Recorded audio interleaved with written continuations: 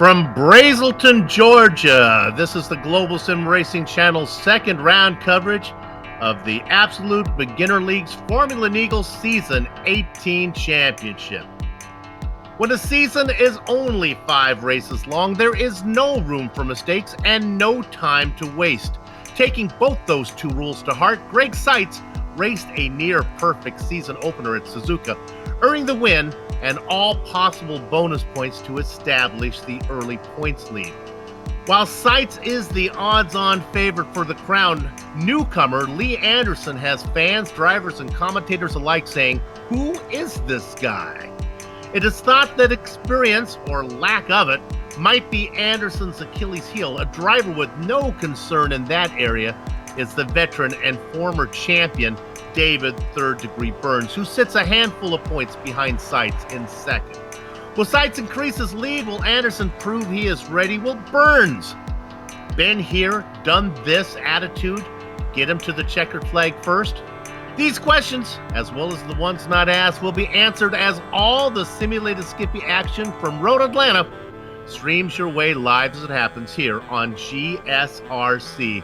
Pete State, hello and welcome to yet another Formula Neagle season. Way up in the press box to bring you our bird's eye view, it's Stefan Slocker, joined by yours truly, Bill Soupson. John Ambrose has director duties armed with cameras provided by Dougie Beard.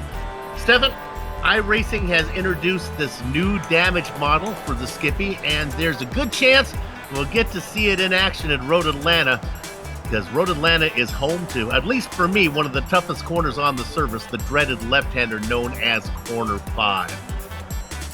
Yeah, exactly, Soup. The biggest questions, apart from the championship standings, will be asked by the track itself, especially that first and second sector. Turn 1, Turn 2, all the way up to that very infamous Turn 5 is gonna ask a whole lot of these skip hours today. Obviously, 2.54 miles in length. These 12 turns are a force to reckon with. Not only the very tight and twisty first 2 sectors, but also then we have the extremely long backstretch back to the chicane of turns 10A and 10B. Not to forget the very tight entry of the pit lane, which also be asking some questions of the drivers here today when they will have to pit in for maybe some repairs or other duties. But how much questions and how severe will they be? Well, you're gonna find out now with the GSRC Lap Guide.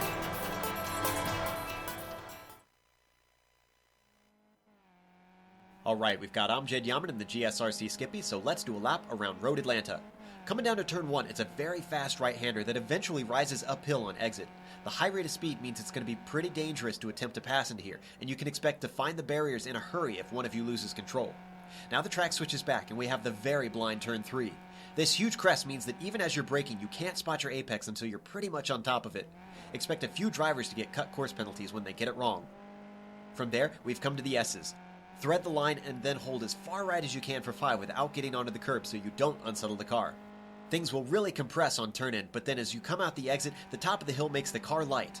A consistent, smooth line will pay off with speed. Now we've got a bit of a moment as we drift left to set up for 6. This is our first passing zone of the track. This corner is deceptive because once again, we're heading uphill, but there's also a fair bit of banking, so the amount of speed you can carry is more than you'd expect. Before you know it though, you're into 7. Now this is absolutely the most important corner of the circuit. It's slow and sharp, but it dumps drivers onto the long, long backstretch. Botch your exit and you're going to be vulnerable the whole way down. Moreover, in these lesser powered cars, the draft plays a big role, so trying to safeguard yourself with a great launch will make life easier in defending.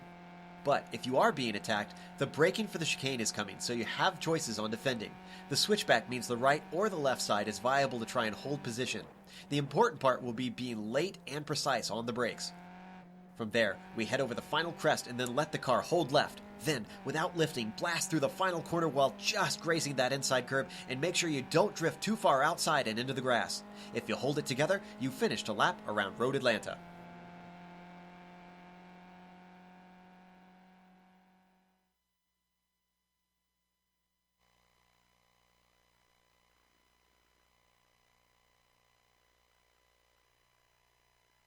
Never get tired of hearing Joe Peak talk and take us around a racetrack.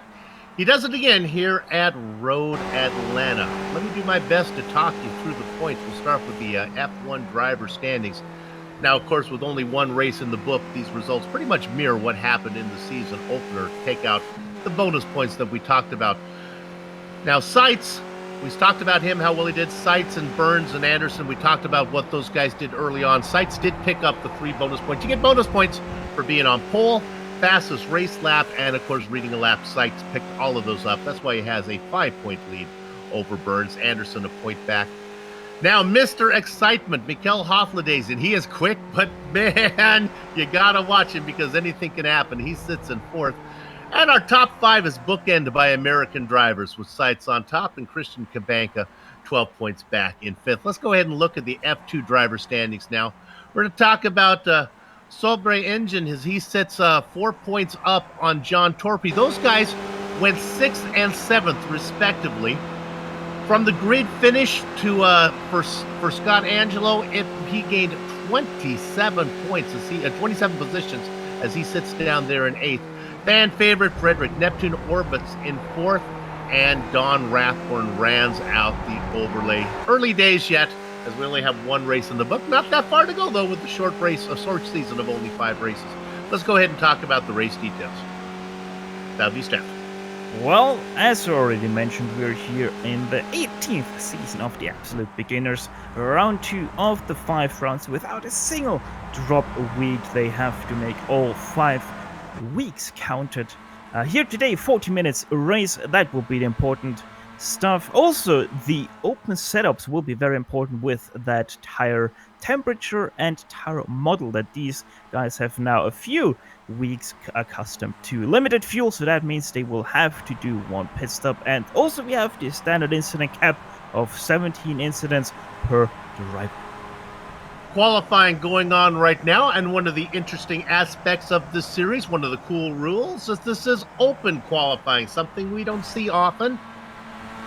The series organizers encourage team play, so find yourself a teammate or just stick yourself on the back of somebody fast and see if he can help you get a faster lap as you work your way around. Right now, that is no surprise. Well, no, actually, we don't have a time coming in. Fastest in practice was Greg Seitz. We'll see how that plays out as Greg's looking to put in his first qualifying lap.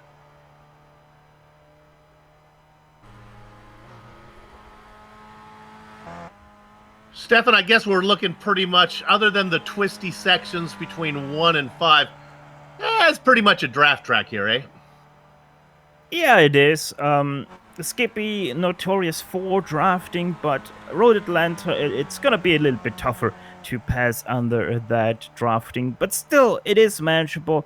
Most of the times, you have to be quite knowing of what you're doing with that skip bumper, though, to perform that overtake, because it is, after all, quite a wide chicane, so you can get the pass done, but then you get re-overtaken because the average is slightly messed up and let the door open for the second driver.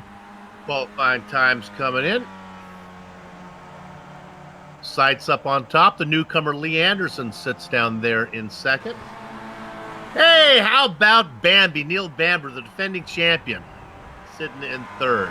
Good to see him back with us. Talked about one of the important corners, maybe corner 7. That sets up that long back straight. You get any kind of decent run out of there, you can get behind somebody and make a shot down into what is called, I guess, 10A and 10B, the chicane.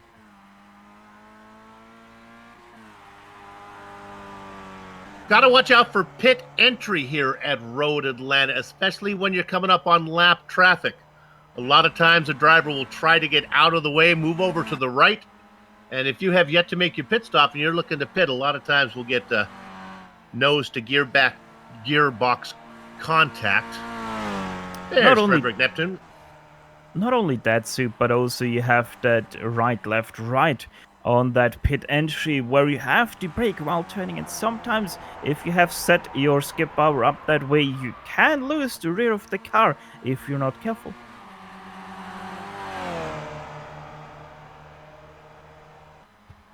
There goes Bamber coming across. I believe the drivers, while it is a time session, I believe the rules only let them put in 3 qualifying laps, so they just can't be out there the whole time. They have to pace it. Bamber now in 4th. The three drivers we talked about in the opening, Seitz, Anderson, and Burns, sitting, well, right now, Seitz, Anderson, and Burns. And now Nick Conti right behind them. Right behind them, though, that is still about 6/10 away from David Burns. David Burns himself nearly 2.5 tenths away from Greg Seitz. There's a veteran F2 driver, Josh Brain, working his way around. There is a team championship. We'll talk a little bit more about that as the season plays out. Right now, a lot of independent drivers out there, so the team championship not going to be quite as prestigious as it has been in the past. To drill down a little bit on that, Two Stupid Dogs is the leader of the team championship, even though David Burns was the only driver racing. A second place was enough to put his team on top, so it shows you the depth in the team championship. A little bit weaker, but that'll fill out as the season goes along and drivers are looking for teams. So basically, two stupid dogs, that's half a stupid dog. So that's one stupid dog racing. That was indeed. Vincent Brame, the veteran, those two have been together. Vincent Brame and David Burns for season after season, and they have several championships for that. We ride on board with Third Degree. Coming out of the final corner.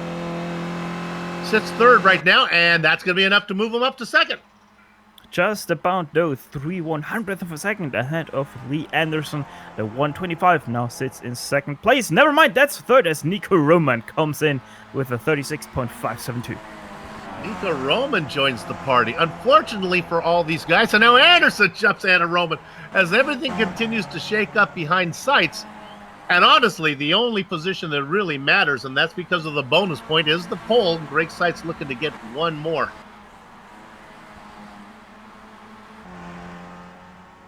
Seitz, we talked about it, swept the bonus points last time in the season opener.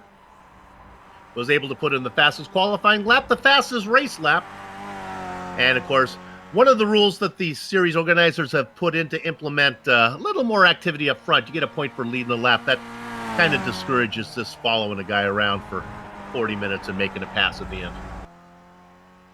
Well, a point is a point is a point, is what I say. Yeah, especially in a source season like this. I mean, we get this one in, and we're at the halfway mark coming up next round as we go to Oran Park. And that should be quite a cracker as well, especially with the rather oversteery Skip Barber. All right, I got news. Michael Hofladezen now moves up into third. Why is that important? Because Michael does not like to, he's like a racehorse. He's like a thoroughbred. He does not like to follow drivers. Look for him to make a run to be at the lead coming out of underneath the start-finish line for the first time. Hofladezen, a great interview. Patience, probably not his forte. Greg Seitz also doesn't put in much patience as he once again puts in a new fastest lap, now 4/10 ahead of Lee Anderson at 36.051. So anyone who goes faster than Greg Seitz is pretty much bound to hit the 35-second barrier. Boy, I'll tell you, in comparison to the intervals between the other drivers, 4/10 is a lot. Don't know if 4/10 is enough for Seitz to drive away from Anderson, Hofladezen, and Roman.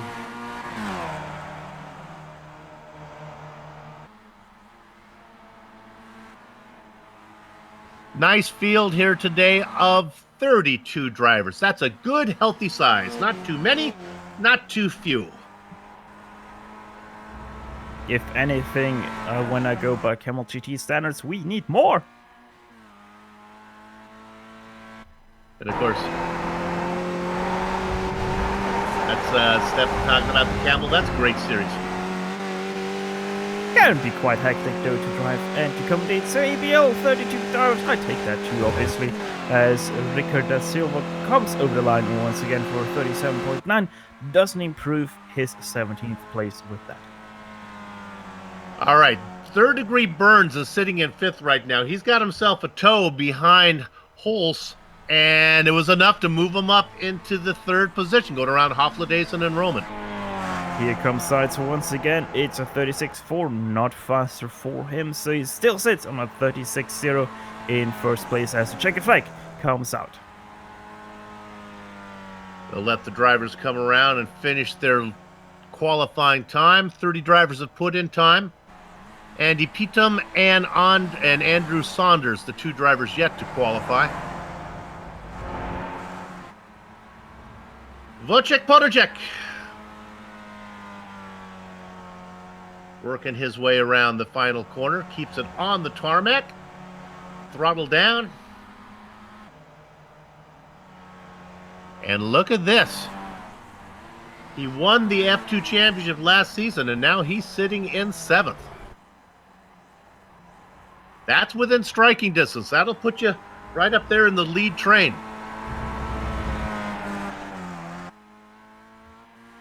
Going beneath the overpass, Michael Ellett, rookie, sitting in 27th, and I don't think he's going to improve. Oh, no. Now here we go to De Silva. De Silva, and then right after David Burns, but first Ricky De Silva coming over the line. It is going to be a little bit of an improvement for him as David Burns now comes through the last turn. Let's see what he can do. That was a 36.2, not fast enough to improve another position. But good improvement from Burns, only about 2/10 back. All right, qualifying is done. What do you got, Steph? Greg Seitz with a 35.827, forcing his first place right now. 4/10 ahead of Lee Anderson, who wasn't able to respond. I was just going to say that Anderson and Burns had pulled to within 0.2 of a second until Seitz went ahead and posted that one. An incredibly fast 1:35.827. And Greg Seitz will be sitting on the pole. He's going to be inside of Lee Anderson. Row 2, well, that's going to be David Third Degree Burns with Michael Hofledason flanking him. Nico Roman and Neil Bamber, that's your defending champion in Bamber. He'll sit in 6th. Sandra Engine and Wojciech Podolczyk go 7th and 8th. Row 5 is populated by Lyndon McMurphy and Thomas Kick the Strudelmeister. Stefan? Peter Huston, the number 8, sits in 11th place alongside him. Fulfilling the 6th row will be Nick Hartley. Sean Torby 13th and Ludwig Sauer 14th. Christopher Gayros will be running out your top 15 drivers. Rodrigo Capiletto will be sitting in 16th with Matt Tempest in 17th. Ricky De Silva completing row number 19, and row 10 will be Josh Brain alongside Michael Ellett. The ace in the face guard, it's Frank Peters, a pair of deuces for Edgar Sancinelli. Brady Hulse and Matthew Hendy go 23rd and 24th. Frederick Neptune and Nicholas Ingelston in the 24th and 25th position. 26th position for Ingelston. Dennis Rust and Alisi Wojtek go down in 28th for him. Peter Reed, Troy Banks, Andy Pitum, and Andrew Saunders round out your field. The final 2 did not put in qualifying time. 32 drivers will take the grid, including the final 2, as they both are out there without a qualifying time. Welcome to round 2 here in the ABL Formula Neagle, the 18th edition. GSRC glad to be back one more time. We've been here for many, many a season. Waiting for everybody to take their spot. I believe David Third Degree Burns wants to make sure that the commentators get their GSRC commentator bonus, as he is late to the grid. Still waiting for Burns to take his spot. Hopefully he will be out there, the driver racing out of the UK. And now I see that Burns is out there, so we're ready to go racing. 40 minutes of racing on tap with a pit stop. Race 1 leader, Greg Seitz, your point leader. Race 1 winner, sitting on pole. Don't think he's going to be able to drive away. Let's see how they do as they work through the technical sections. Those little engines begin to harmonize. You know what to do, because we've done 18 seasons. Gather at the chickens, take covering on the cows. The little skippies are out of the barn. Greg Seitz with not the best jump. Look at this. Anderson creeping up, pulling alongside. He's going to look to the outside as they work through one. There is a battle for the lead. Look at Anderson try to power around the outside. He wants that spot. They are 2 by 2 as they hit to the technical section, and Anderson gets to the lead as he powers around Seitz. Ducking into third is Mr. Excitement himself, Michael Hofledason. I told you he wants to lead by the first lap. He's got one position as he's made his way around Burns. Oh, big slide by Racing keeps it together though for that third position. Cole Towers always has through the very tricky downhill S section, but everyone so far so good as Josh Brain spins out.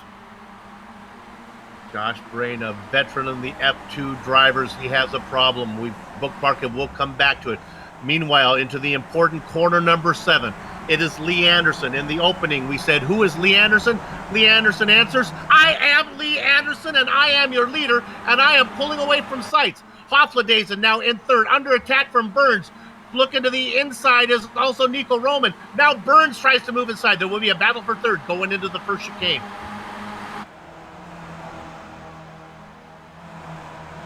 Anderson comfortable out in front, sights behind, but look at Burns.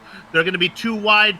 Hofladezen not one to surrender the position. He fights, but he can't get it done.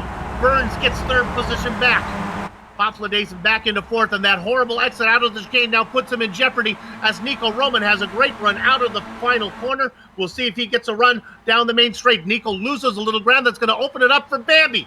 Neil Bamber back there in sixth. The first lap is complete, relatively clean. Bamber lifts off the throttle to stay behind and to save a little bit of fuel, but here comes the run now on Nick Roman. Will he try to do it through turn 3?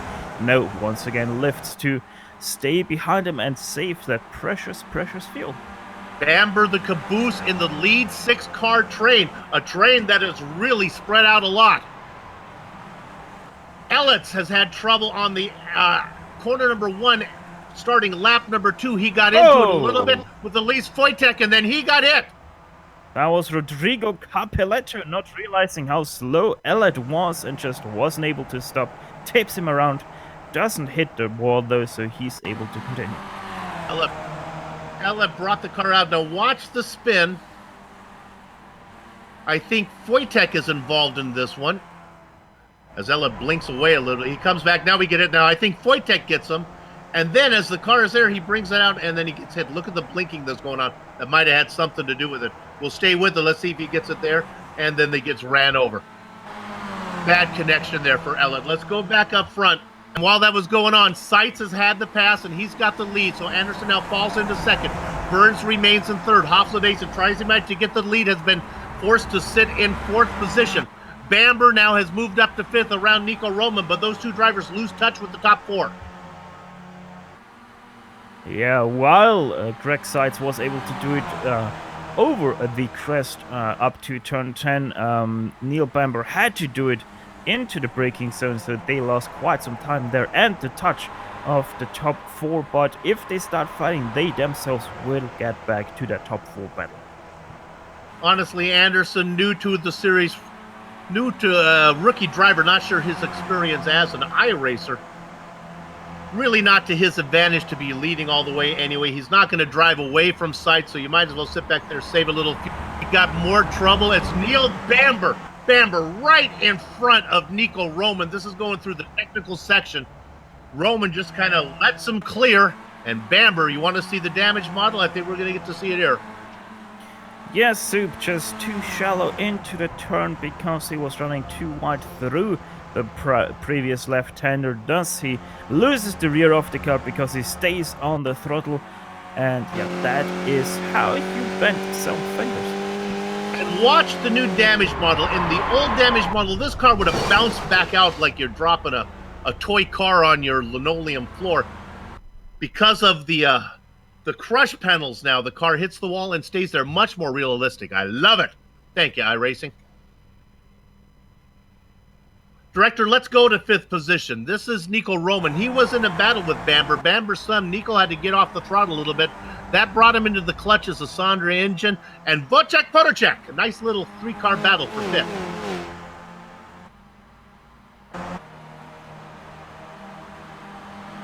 These guys have definitely lost touch with the front 4.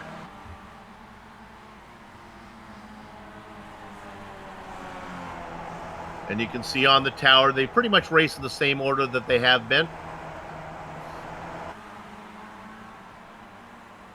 That camera shot really gets you understanding of what they call the roller coaster here. A lot of elevation changes at Road Atlanta.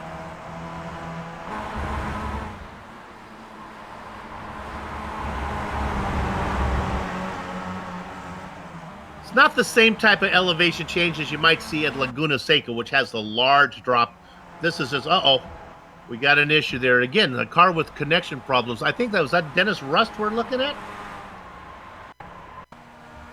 Rust was sitting well back in the order. This is corner number 1.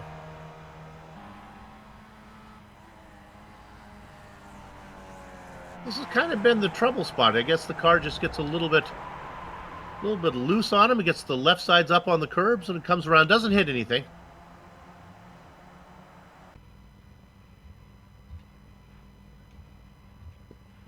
He's gone. I think he's taken the tow. Burns has fallen back into 4th position. Well, I say that. Hofladezen has a horrible exit out of 10B. Let's see if Burns can gobble him up here. They've got to be careful that Burns and Hofladezen are losing touch with the top 2, Seitz and Anderson. As I speak that, Anderson takes a peek to the inside. Not going to happen.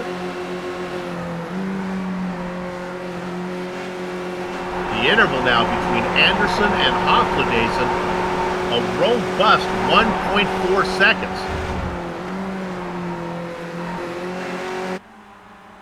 You have 2 veteran drivers back there with Hofladezen and Burns. Burns, of course, a former champion. And then 2 relatively newcomers up front, Seitz and Anderson. You can see the interval.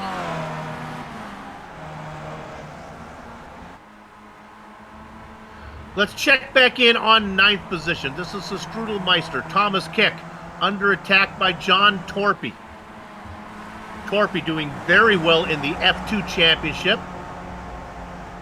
Peter Houston and Frank Peters back there. Thomas Kick actually did overtake John Torpy through turn 1 just this lap. So John Torpy started his lap actually in 9th place, but here he comes now to once again retake that one. As we look at that battle, you can see on the tower there that Burns has now moved back up to 3rd. Let's stay on this one, though, for a second. So they head down into the chicane. Oops, we pulled away.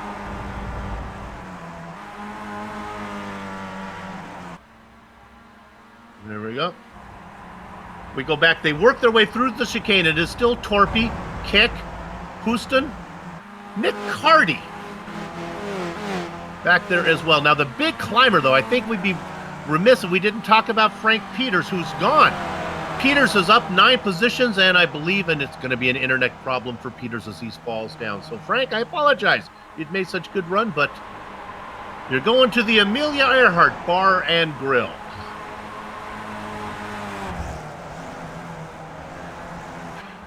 Steph, let's look at this battle for 5th again. We've been looking at it. This is Engine, Roman, and Potocek. Yeah, I just wanted to shout out that Engen is gonna wreck, but he actually was able to keep together over the crest of turn 3. Just about stays ahead of Nico Roman and Wojciech Potocek, but I think he's bound to get overtaken by at least Roman up to turn 10 and B. That obviously is the chicane.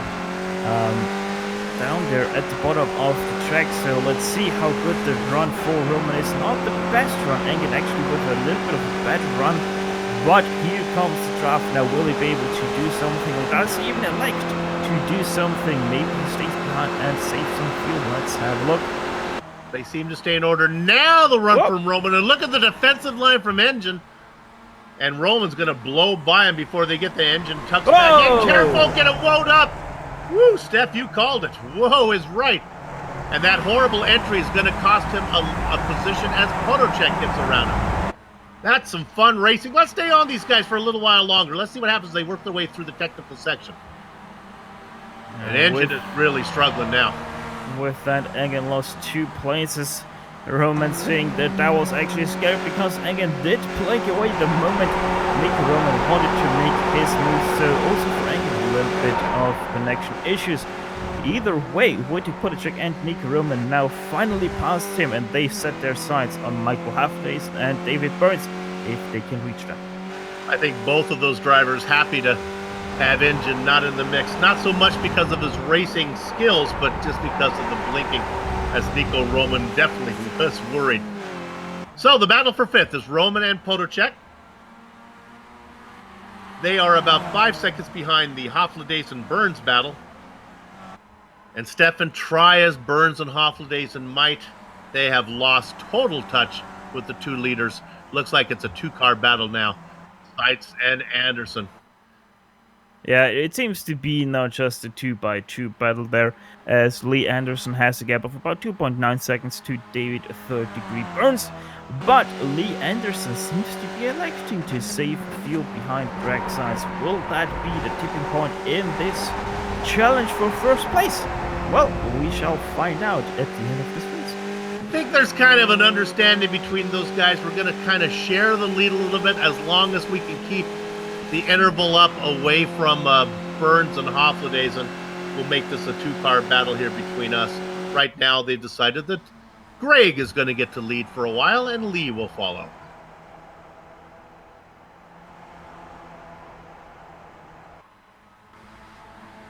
Look at this. Here comes Lyndall McMurphy driving to the inside, going into one. That is McMurphy, who gets passed by John Torpy. I apologize for that. It's a nice, look, 4-5 car battle back there with Nick Hardy, the caboose. This will be fun. The Strudelmeister, Thomas Kick, sitting right dead smack in the middle with two cars in front of him and Houston and Hardy behind him. Welcome to Formula Neagle, where there is always action. Be it up front, in the middle, or even at the back. We look at these guys battling right now for what will be 8th position. And it won't be long until they get up to Sondre Engine, who's only just a tick under 2 seconds ahead. Steph, a little dance going on up front.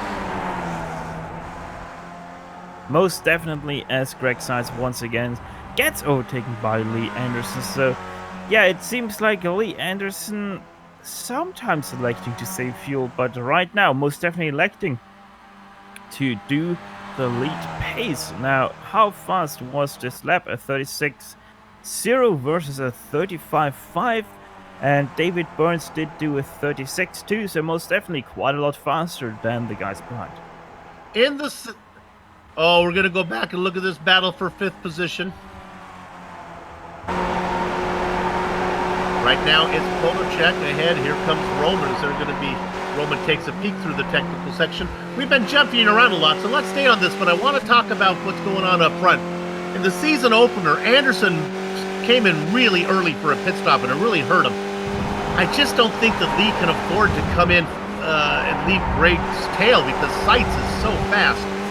On the other hand, if I was Greg Seitz, I might think about maybe being in second and coming in and seeing if I can run a lap, even though I'll have traffic to deal with. I'm not so sure I'm not going to be faster than Anderson, even in traffic.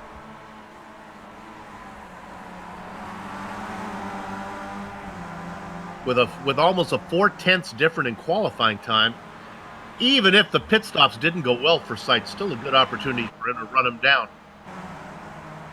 This is the fun part back here. This is 9th position.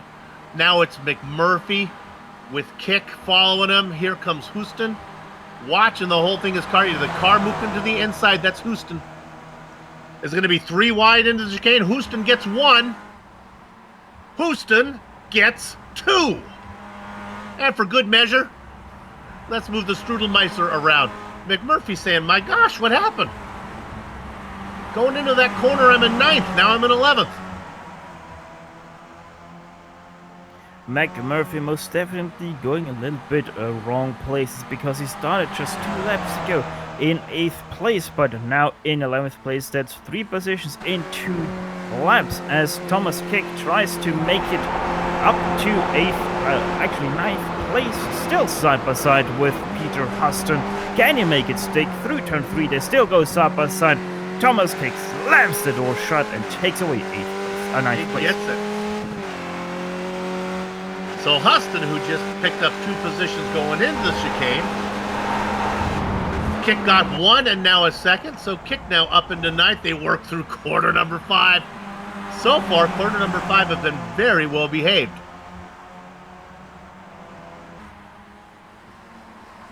Remember, Torpy was in this mix as well. He has pulled away about almost 3 seconds ahead of the guys fighting behind him.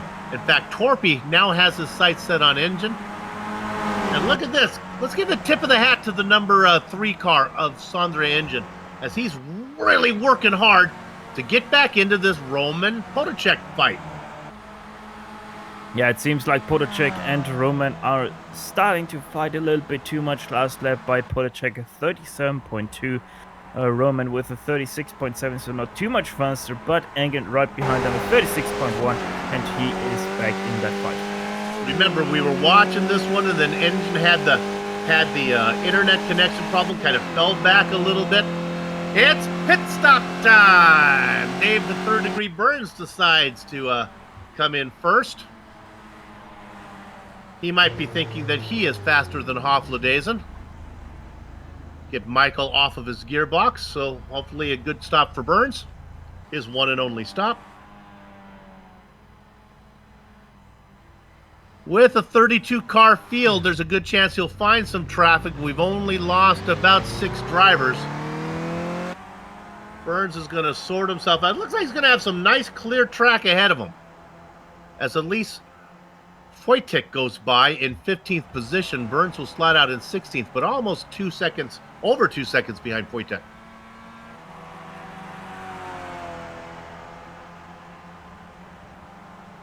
So we have a couple questions now. Will Hofladezen answer? Will he come in?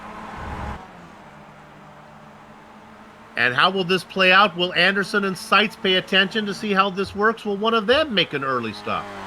If I would be Hofladezen right now, I would just stay out and drive my times, because as we said and mentioned, David Burns just 1.5 seconds behind Wojtek.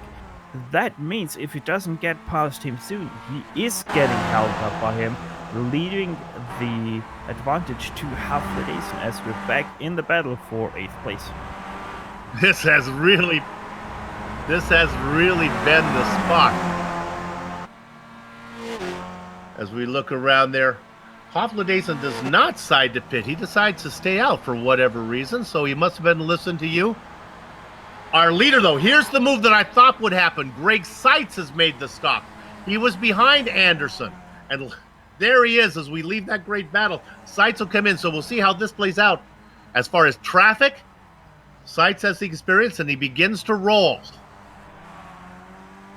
Right behind Edgar Sanchinelli. That is actually quite a good fortune for him, if he can get past Edgar Sanchinelli quite quickly. About 4.5 seconds ahead of Burns. Sanchinelli is a veteran. He will get out of the way unless Seitz catches him at a horrible spot. Lee Anderson, if you're listening to me, you've got to come in. You cannot afford to stay out there and let Seitz run hot laps. You've got to come in and get back on his tail. Seitz is just too fast. As we say that, let's see if he's listening to me. Anderson works his way through the chicane. Here's pit entrance right up here as they go beneath the overpass. And he's listening to Soup. Now, come in, play it perfect, hit your spots, get out there somewhere on the tail of Seitz. We will stay on Seitz to see how this plays out. Oh, and in behind for 8th place, quite the move by Nick Carty. He did the Mika Häkkinen got past 2 drivers while overtaking Thomas Kick and Lyndall McMurphy. And Huston has decided to bail out of that. We'll keep an eye on Peter Huston and the number 8. He was part of that 4-car battle. Now we go back to the leader. This is what it's all about. Anderson is rolling. Seitz is coming. I think Anderson's going to get out there close enough. He might get out on the track first. Seitz is going to blow by him. Mission accomplished for Lee Anderson as he remains within striking distance of Seitz. It really goes wide. Woo.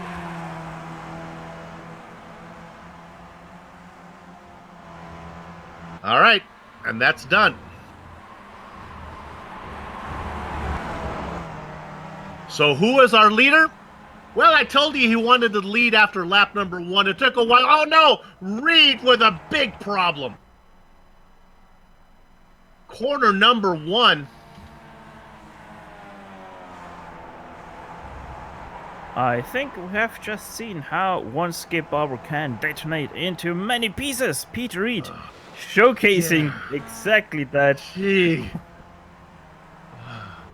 I'm sorry for what happened to Christopher Guerros, but I'm happy that it happened because I've been looking, we're going to ride on board. Oh, watch the parts fly. You gotta love iRacing. And Peter Reed with the explanation right there, and then not only did in the sim racing world his wheel fly off, but also in real life his wheel did fly off. That is why he turned straight into Guerros. And all right, our leader, we talked about Michael Hofladays, and he finally had to pit. So that's put Nico Roman up in front. Potocek now, and Sandra Engine. Remember, Engine working his way back. All these guys need pit stops, but they've been putting on the show. So it's great to see them out in front for a little while. How long will it last? The driver to keep an eye on is the one that made the early stop, and that would be Huston. Huston racing back in 16th position. Don't need to go there. He just worked his way around Matthew Hendry.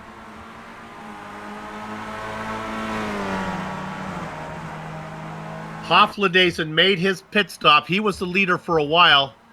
Burns has blown by him by about 30 car lengths, so I think David is clear now to run away.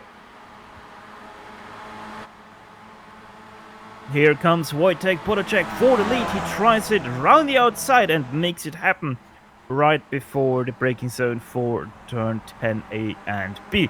Nick Roman now in second place. This begs the question, what does Wojtek Potocek do? He stays out, so does Roman and Engen. They're having too much fun. Roman looking for the lead, of course. These guys all need to make their stop. Speaking about stops, John Torpy and Lyndall McMurphy in pit lane.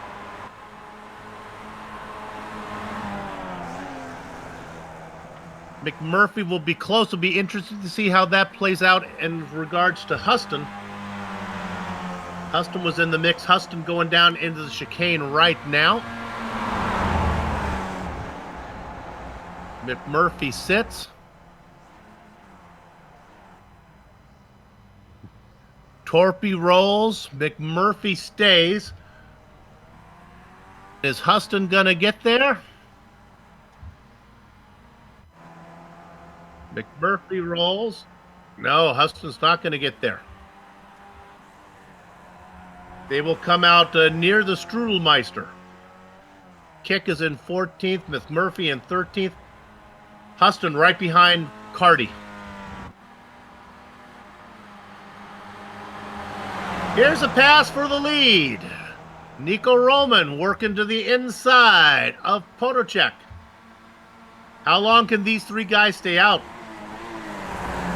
Until their fuel cell runs dry. That's right. Sawyer and Tempest racing 4th and 5th right now. Sondre Engen tries to... Never mind. I just want to say he tries to play the strategy game and get that point by staying out one lap longer as he was, lifting down to turn 10A and B. But he did pit with them. Also, Ludwig Sauer goes into pit lane. Matt Tempest as well, as where is Greg Sainz and Lee Anderson? There they come down the front stretch, obviously pitting. Nobody pits out with them.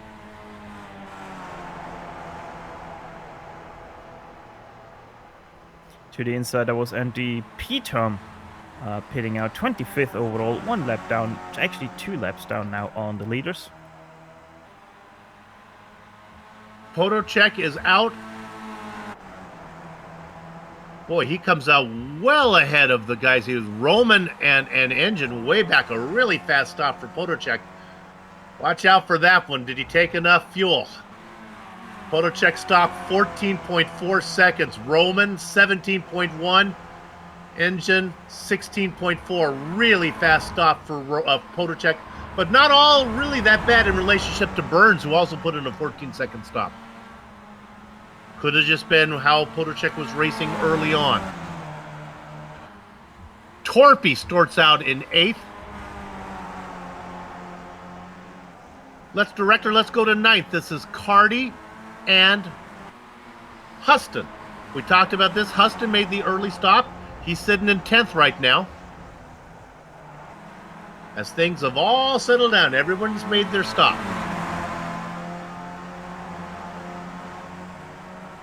20 drivers on the lead lap. Let's go up to the guys who are really putting on the show. Let's go to Engine and Roman. Pass was just made. Engine. Now remember, he was behind. Engine was behind these guys. He was behind Potocek. He was behind Roman. He has now got Roman, and the question is, can he get to Potocek, who had that incredibly fast stop? Meanwhile, up in front, can't forget about these two guys. It is Seitz and Anderson. Anderson's time in the box, 16.6 seconds. Seitz, 15.6. Both apparently with plenty of fuel to go the distance, so these guys will be able to battle it out.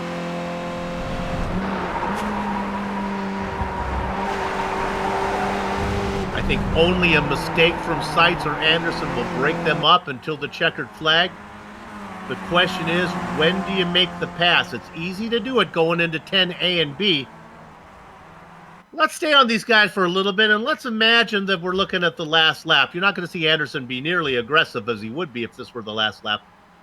But let's go ahead and note where the start-finish line is as they come out of the final corner. This is where you may see them make a pass, but a lot of times if you get to the inside, you end up on the outside coming off of here.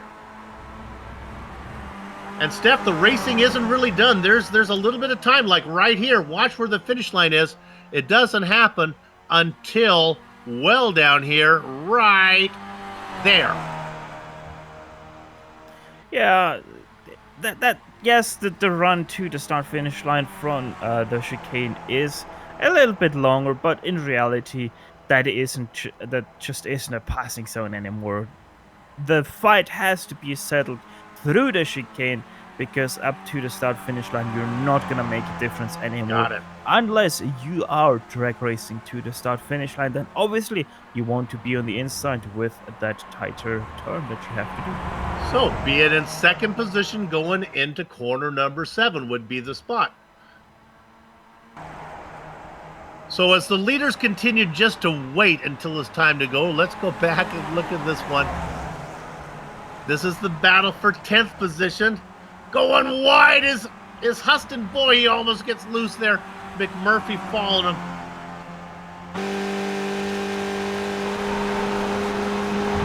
McMurphy started in 9th, has fallen down a couple spots.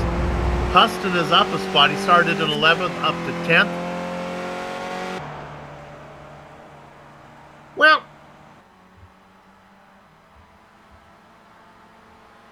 Anderson goes by Seitz, and Seitz now falls back by about 6 or 7 car lengths.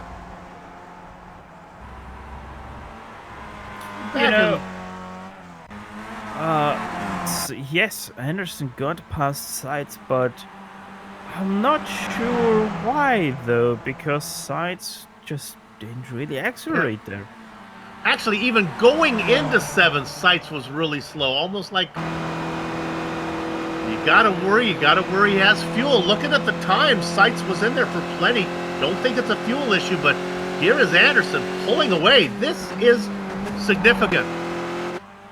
Yeah, he even was slow out of turn 10A and B, so I'm not sure he's back up to speed again, but yeah, quite puzzling there. What happened to Greg Seitz?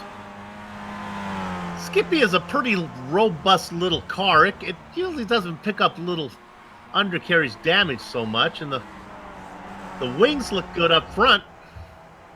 We haven't talked much about the Strudelmeister. It is Thomas Kick ahead of Ludwig Sauer. Boy, here's a couple of veterans going at it. Both these drivers racing relatively around where they started. Kick 10th to 12th, Sauer 14th, racing now in 13th.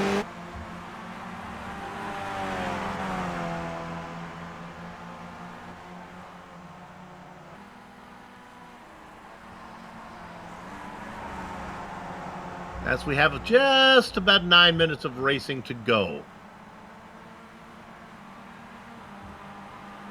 And I can report that any worries about Greg Seitz can be put to rest as he is cocked right back up on the back of Lee Anderson now. Love that shot. Coming at you. Thank you, Dougie Beard, for the work you do. That is a pretty looking camera shot. You know what? As we go on board with Seitz, I'm sorry there, Sue, but one thing I'm wondering is if that was tactical play by Seitz, as he just set the fastest lap of the race by 4/10 over the fastest lap of Lee Anderson. So, yeah, I wonder if that was tactical. If that is the depths of his strategy, to lay back so he can get a really good run and guarantee himself the bonus point for a fast lap. Tip of the hat to him. That is some true chess play. Let's go to 6 real quick. This is Nico Roman. They just went around the car of Andy Peatham, who did a good job of getting out of the way. I think I got a little bit of spider sense tingling here on this one. Let's stay with this until they go to the chicane and see if engine makes a move.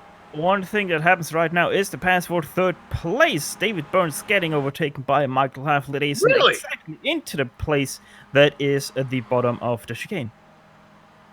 Boy, that's my bad for not catching on that one. We'll stay on this battle, but boy, after the pit stop, Burns was well out in front. Haflidason did a great job of running him down. That was just pretty much the carbon copy of the pass ahead, just that Haflidason went around the long way where Sondre Engen went down the right side.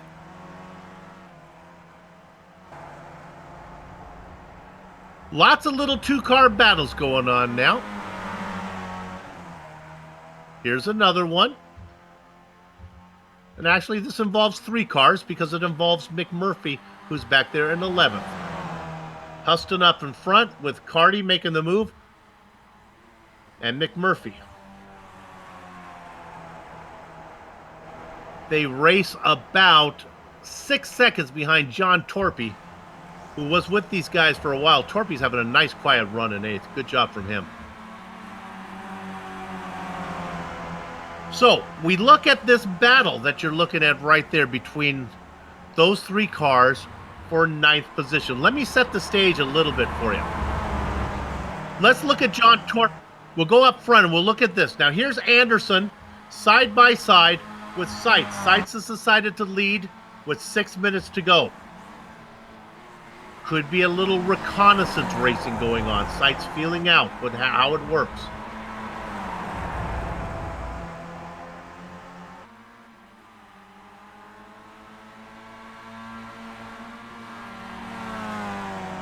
They work out of the final corner. Seitz will get credit with leading that lap.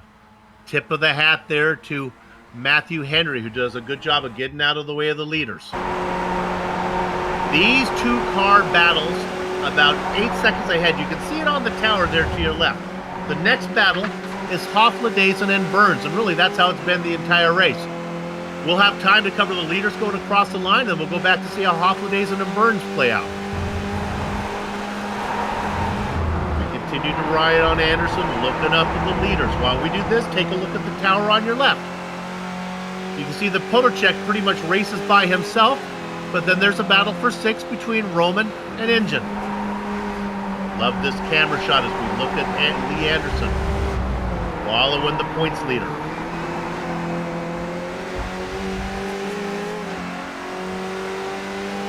They head down the back straight. The defensive line from Seitz. This could be a little bit of testing here. The 74 starts to ease over. Here comes Anderson to the outside. Feeling each other out. This is like a fighter.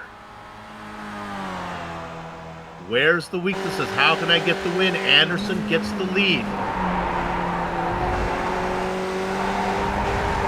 I don't think Seitz is all that worried right now.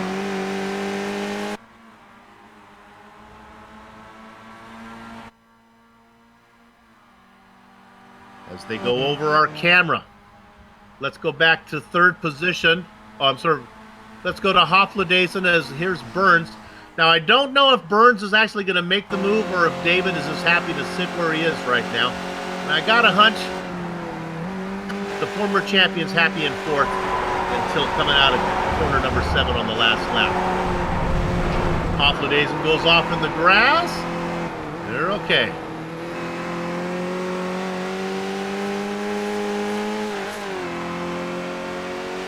Little battles everywhere. Anderson Seitz, Hofladason Burns, Roman and Engine. Super one battle that is also super hot is the one for 9th place. Peter Huston, Nick Carty, and Lyndall McMurphy fighting for that one. And they are just behind Andy Petum, who is in 20th place. So maybe something happening there with the lap traffic as they now go through the infamous turn 5. Which has not been that infamous at all. Honestly, this has been the most exciting battle to fun. These guys are really having the most fun back here. Huston, Carty, and McMurphy, they continue to race, swapping spots for 9th. 2.5 minutes to go.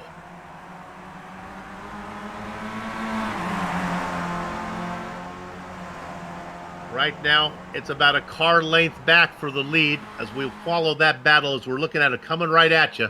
I'll let you know. Let's go up front. There's a pass going into 1. Anderson makes it.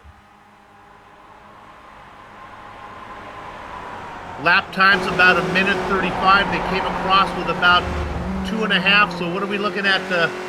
2 to go? 2 to go. Very indeed. Yes, Seitz and Lee Anderson starting the penultimate lap already through the S's and once again climbing back up through turn 5 for the second last time of this race. With apologies to the other battles that we have been following for this final 1:45, we're going to spend most of our attention up front as we have a lap and a half to go. We have our 2 fastest cars out there battling. They may not be working too hard right now. It's going to be a bit of a chess match here for the next lap until they get to corner number 7. I would be surprised if Seitz wants to take the lead here. He sits back. I think he's just timing. Actually, look at him lift and just give plenty of time.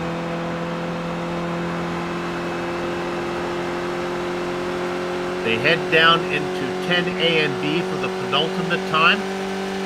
Seitz well back. I don't think you're going to see this on the next lap. I think this corner right here is where the race is going to be decided. Stefan, what do you do there if you're Anderson and you got Seitz coming? You got to take the defensive line and make Seitz go around to driver right? Yeah, exactly. Just try to run away, and once you come up to the chicane, you can either defend or not defend, but if you don't defend, you have to be good on the brakes to be able to come back through 10B. All right, they work their way through the technical section. Nothing going to happen here. Quarter number 5, they come up to it for the final time. These guys have done it 24 times perfect, and they each do it a 25th time. Nothing going to happen as they head down to 6. And then 7 will be that final right-hander that sets up the long back straight. That's where the action is going to be. Seitz, 2 car lengths back. Here's corner number 7. Anderson wants to be as good as he can through there, relatively good. About 3 car lengths back is Seitz, but he's in the tow. Let's see what type of racing line Anderson takes. He's way over to the right. He is begging Seitz to go underneath him. Seitz comes up. There's the move to the inside. Anderson tries to come over, tries to cross underneath them. The up and under's not going to work. They head to the chicane for the last time. Watch out for Anderson to get a good run off of here.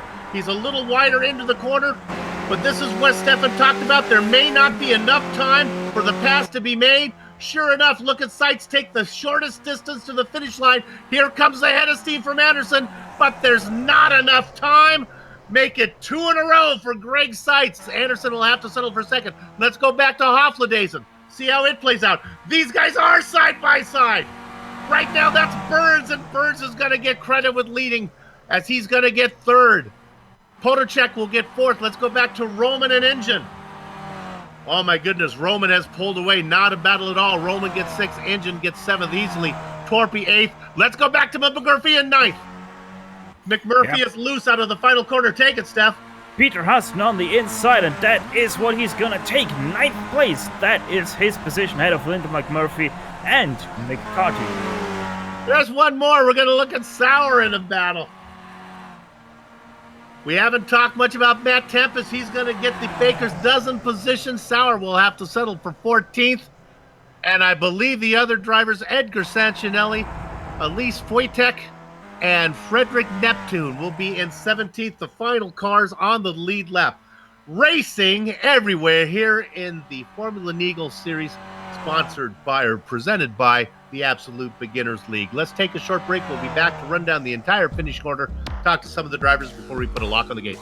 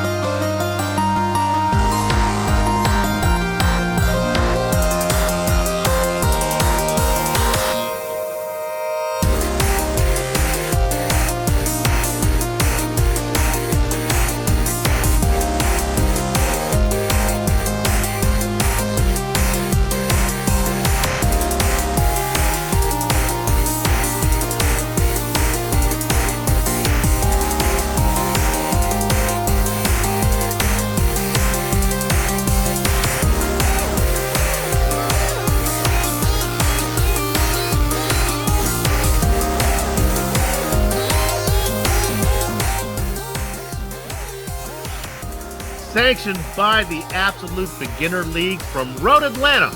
Welcome back to the Global SimRacing Channel second round coverage of the Season 18 Formula Neagle Championship. The results are in. Let's give them to you now. Well, he got all the bonus points in round one, and he made a good job to get them all here in round two, including the win. A perfect score one more time for Greg Seitz. And he's going to need every point he can get because Lee Anderson and David Burns, who chase him in the points, go second and third. Burns was able to hold off Mikael Hofladezen for that third final podium position. Hofladezen will have to settle for fourth. A good run from Wojciech Podorczyk in 5th as he runs away from Nico Roman. Sandra Engine comes back to finish in 7th after a mistake mid-race through. John Torpy up 5 spots into 8th. Peter Huston in 9th, and rounding out your top 10, it is Lyndall McMurphy. Then we go to the back half of your top 20 with Nick Carty. He was in a battle the whole time. He'll have to settle for 11th. The Strudelmeister comes home in 12th ahead of Matt Tempest. Ludwig Sauer was in the battle with Tempest, and Tempest got the best of him in the Baker's Dozen position. Sauer will have to settle for 14th. Up 7 spots for Edgar Sancinelli in 15th. Elise Wojtek in 16th. The last car on the lead lap was Frederick Neptune. Then we get to guys that were multiple laps down, but actually they didn't have problems. It was just a matter of pace. Matthew Hendry and Greg Peters. Frank Peters. Peters doing a great job of getting out of the way of some of the faster cars, as did Andy P. Toom as well in 20th. Josh Brain has issues. He gets a 21st position, double duck spot for Brady Holst. All these guys ran into trouble. Dennis Rust, Peter Reed. We saw Christopher Guerreros. We got to see it. He finished 25th, but he rewarded us with having his car explode on the racetrack as he got together with, I think it was Michael Elliott. Those guys finished 25th and 26th. Andrew Saunders behind him. Bambi was up front for a while. He'll have to settle for 28th. Rodrigo Capoletto and Nicholas Ingleson in 30th spot. The last 2 cars out there, Troy Banks and Ricker De Silva. All right, there's your 32 cars. Let's go ahead and talk to, I believe we have our race winner. We're going to go ahead and talk with Greg Seitz. Greg, congratulations on another win. Well thought out. Let's go to the last lap. Did you want to be in second coming out of turn 7, heading towards the chicane? Yeah, I definitely did. I kind of was calculating through the race, like where the optimal distance back was, and it was about 0.4 seconds. So that's where I tried to stay. And coming off the turn, I got a little bit of extra help because Lee got a little bit loose there. But yeah, that seems to be a really good distance to get a great run on people. We saw you maybe 3 or 4, maybe 5 laps before the end really surrender the lead. And in fact, we were a little bit worried because you fell so far back. Was that just you testing out how far back you could go? A little bit. I just wanted to see what kind of a lap time I could turn, honestly. So I wanted to give myself a little bit of gap to Lee and get a really good run on him. We saw that too, because sure enough, you put the fastest lap of the race in there. And we go, oh, man, if that's what's going on, he's on a different level than us. Hey, that was nice. Congratulations. No worries about defending coming out of the chicane heading towards the finish line. I knew I just wanted to kind of keep that inside line tight. During the week, I've had guys get a good run on me and be able to sneak up the inside there. So I backed out a little bit just so I could hold a tighter line there and make him have to take the long way around. Well, you've done all you can do in the first 2 races, but it's only a 5-race season. We've said it all season long, and we'll continue to say it. You are 1 corner away from throwing this championship away. So good luck down the road, because Anderson and Burns continue to fall right behind you in the standing. Yeah, no, those guys are really great competition, and I realize that, anything can happen, and one bad race can just change everything. So yeah, no, that's always in the back of my mind. But yeah, it's good to have some good competition there with those guys too. Fun to watch a race. Let's see if you can get your first Formula Eagle championship for the States, if you could. Stars and Striper, Greg Seitz, your winner today. All right, we're going to be able to talk now to, who do we have here? Is it Lee? Oh, it's going to be 3rd degree burns. David, boy, just try as you might, didn't have the pace for Seitz and Anderson today. Yes, typical story. Start 3rd, finish 3rd, lose the draft early on, disappear up the road. Nah, it was pretty good though. So last battle with Michael was quite good fun though. Boy, I'll tell you, I'll be honest with you. When you came out of the pit stops, you were ahead by quite a distance on Hoflade's thing. All right, Burns is going to cruise this thing home. And Hoflade's got you and made the pass. I go, oh my goodness, how did that happen? He ran you down. Yeah, he ran me down. I was looking at his lap times after the race, and his lap times were a little bit better than mine, but not to point fingers, but there was a couple of cars that were blinking, and when you've got cars blinking in front of you, it really puts you off your lap. I had one pop out of the pits, and it really startled me, so it kind of puts you off your lap when you see cars. Yeah, we saw that issue. It wasn't just you. There were several times. In fact, a lot of battles had to be broken up because they just couldn't race close together. All right, here's the deal. You are still in the championship hunt. Sights clearly is going to be good, Anderson, but I just told him, he's one corner away from having the champion slip away. So you just need to kind of stay close. Yep, story of the Skippy's life. Stay close to the leader. Indeed, both on the track and in the point standings. David Burns, former champion, comes home third today. Congratulations. Thanks, Hoop. And there you have it. All right, we get one more guy we're going to talk to. We're going to talk to Mikel Hofladeze, who was able to run down David Burns. Mikel, I was a little bit worried about you there after the pit stop. Burns was so far ahead. I just wrote in, all right, fourth position for Michael, but you were able to get him. Yeah, I was also worried. I really thought I was going to have him, but I made a big mistake over fueling the car by like 2 or 3 liters. So, yeah, but luckily enough, I could run him down. We had a nice battle in the end. Fell on the short end today, though. You know, I said it half jokingly in the broadcast, but half seriously. I really think when you start in fourth position, you have visions of actually leading that first lap. Of course I do. Even if I start in 10th, I want to lead the first lap. No, but of course, leading the first lap, it's not great, but it's also proves that you can take yourself from like a bad position to a good position in the start, because in the start where everybody is close together, that's when you have to make the moves really, because in the late game you saw like me and David, we were all alone, and same as P1 and 2 and the guys behind us, everybody's alone, so it's too late to make the moves then. It's better to make them in the beginning. Right. You know, I've heard that attitude expressed several times. You hear you can't win it in the first lap, but you know what? You can get a lot done in the first lap if you're careful and you race hard. You are fun to watch. Congratulations. You didn't get the podium, but it was a fun battle. Congratulations. Thank you very much. Michael Hofladeze, and always good when he brings the car home clean. That's going to do it here for us on the Global Sim Racing Channel. Stick around for just a minute, though, while I talk to you about all the people that made this possible. And we got to start with the guys at the Absolute Beginner Community, the ABL, the Absolute Beginner League, for organizing Formula Neagle and contracting with GSRC to broadcast it. Wojciech Potocek is manning the wheel right now, and he's doing a great job. Boy, we're so glad to be back for season 18. Thanks to the company's equipment and software you see on the screen right now that we use to stream cyberspace into your place. And one of the things we stream your way is that wonderful music that comes from Jude Lalonde. It gives every GSRC broadcast that unique flavor and feel. You want to know how to get a hold of more of her great work? Well, you can see it right there on the screen. Formula Neagle returns. That's going to be in 2 weeks, November 3rd. Hey, this is going to be from Oran Park. That's going to be great. Now, the viewers and drivers alike, be advised, daylight savings time is coming into play, so some of your times may be affected by that if you're in Europe or the United States. Why don't you do this? Go to globalsimracingchannel.com, and we'll show you exactly when that broadcast is going to start in 2 weeks, okay? Because on screen now, we have some of the upcoming broadcasts. Check those out and mark them down on your calendar. You want more information about Global Sim Racing Channel? I told you where you can go, but there's other options. Social media. How about you try it at, what do we got? Twitter at GSR Channel, Facebook at Global Sim Racing Channel, and Instagram at GSRC_Graham. There is no excuse to not knowing when that next Formula Neagle race is going to start. And while you're here, if you haven't done so yet, become one of our YouTube subscribers by hitting that big red button.